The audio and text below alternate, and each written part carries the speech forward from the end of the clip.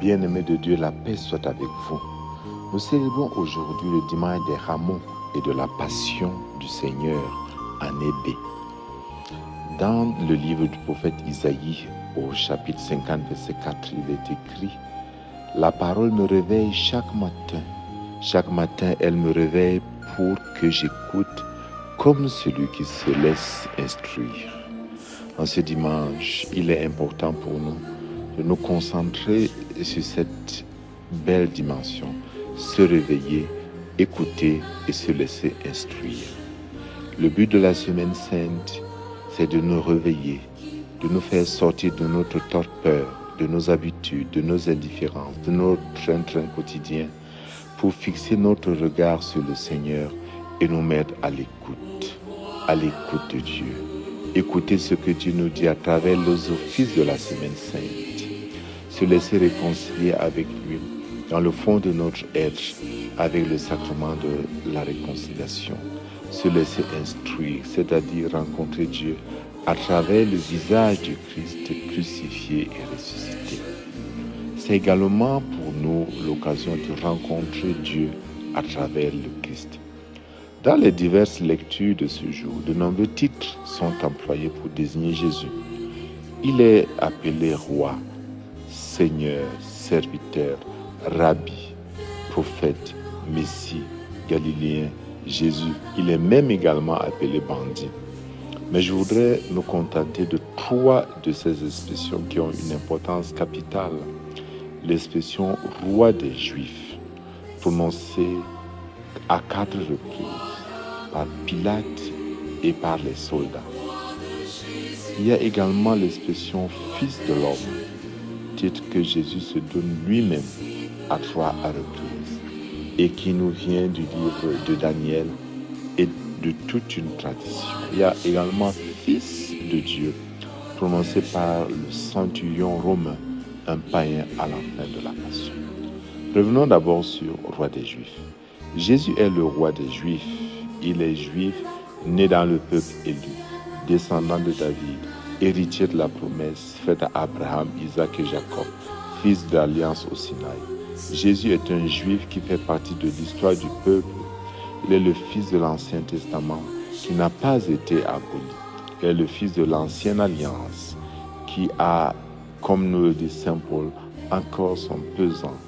Nier la judaïté de Jésus, c'est refuser l'incarnation. Oh, Dieu a réellement pris chair dans une histoire, dans un homme, dans un peuple.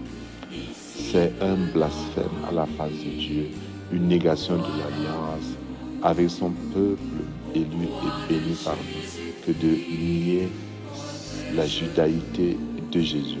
Mais nous savons que l'élection est une ouverture vers le peuple élu, l'est pour lui-même certes, mais également pour être témoin d'eux.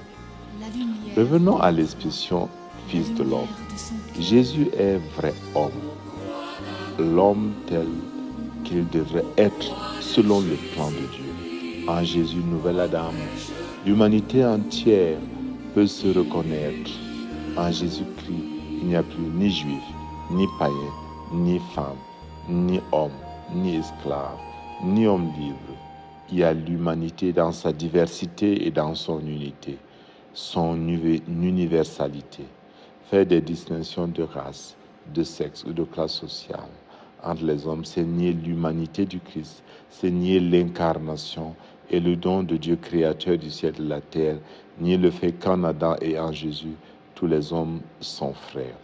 Jésus est fils de l'homme, c'est-à-dire l'homme créé par Dieu, tel que Dieu a voulu que l'homme soit. Il récapitule en lui tout ce que Dieu veut sauver dans l'humanité. Et à cet égard et à ce titre, il fait de nous tous les fils et filles d'un même Père. La semaine sainte, c'est également la semaine de la redécouverte de l'humanité comme une et le refus de tout esprit sectaire, de la ségrégation, du rejet de l'autre et de l'accueil de tous nos frères et sœurs en humanité. Il y a également le beau titre de Fils de Dieu. donné par le centurion romain, un païen, qui voyant Jésus mourir déclare, cet homme était vraiment fils de Dieu. Jésus est vrai Dieu. Dieu fait homme. En Jésus, tout homme devient enfant de Dieu. Tout homme est divinisé.